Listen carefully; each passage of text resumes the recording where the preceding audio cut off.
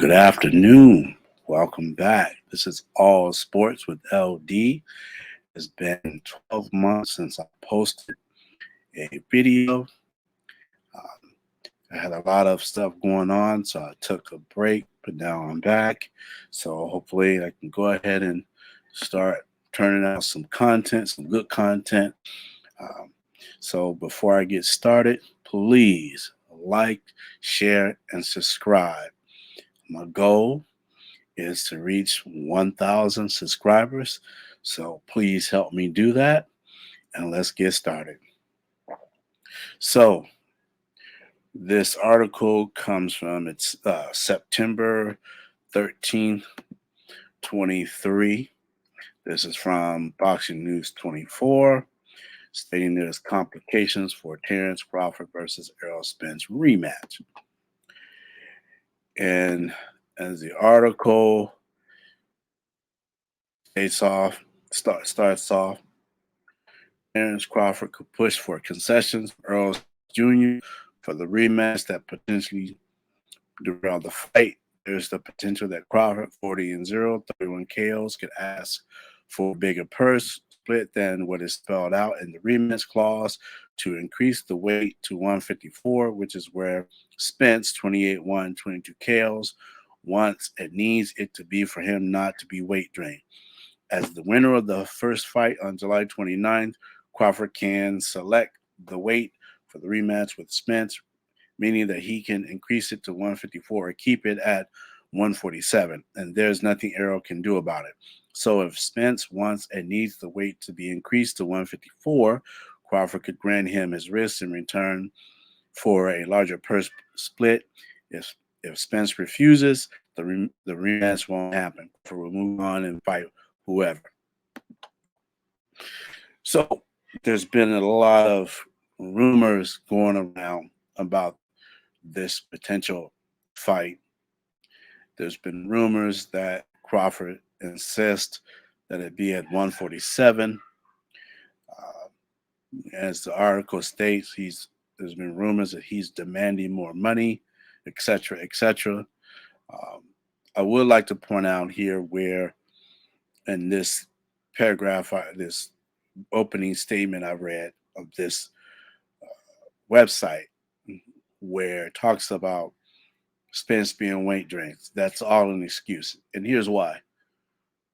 I, I recently saw an interview with Crawford probably about 2-3 weeks ago where he says that he walks around at about 160 pounds. So this means that Crawford had to shed 13 pounds to get down to 147. But Crawford's not weight drained, but Spence somehow is. See, these are all excuses. They can't accept the fact that Terrence is a better fighter and dominated Earl Spence, which I thought he would do because the skill level and IQ level is higher.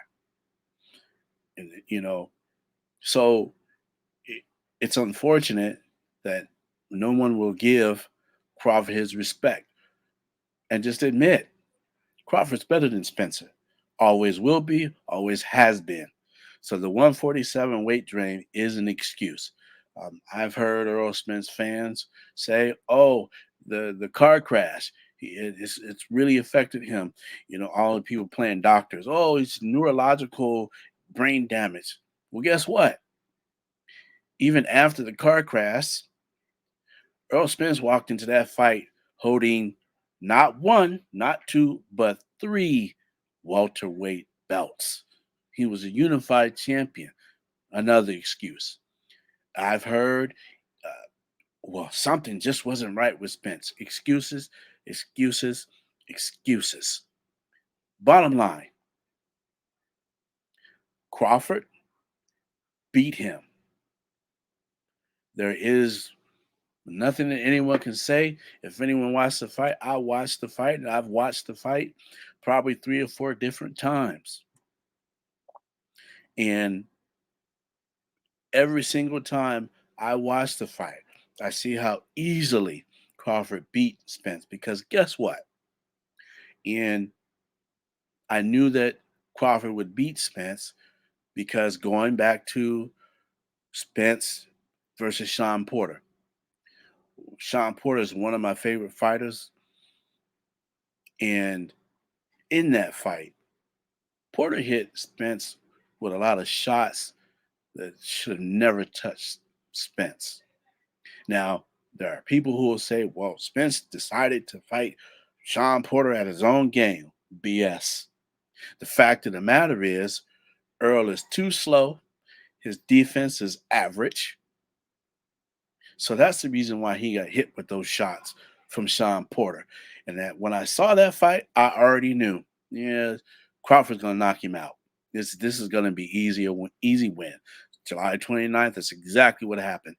And so until we get confirmation on from Crawford himself and his team about how this rematch will go, whether it be at 147, whether it be at 154, whether he's going to ask for a boatload of more money, etc., etc. The bottom line is this. Doesn't matter what weight it's going to be at, 147 or 154. Even if it's at 154, 7 pounds will not fix the technical flaws of Earl Spence. One being he reaches for his shot, whether he's throwing a jab to throw a straight right or right hook, he reaches for all of his shots, thereby making him vulnerable. The knockdown in the second round was proof positive. He reached for that shot, and Crawford hit him with a quick counter, 1-2, boom, and he's on the floor. He's on the canvas. So 7 pounds is not going to fix his technical flaws. Earl Spence can bring in Mayweather, Roy Jones, all these different rumors about him changing trainers. He can do all of that. Still going to get beat. He's still going to get knocked out. So until, again, we hear from Crawford himself about how this rematch is going to go, it's still the same fight in the end. All right. Until next time, have a great day. And I'll hopefully be back with another post. Have a good one.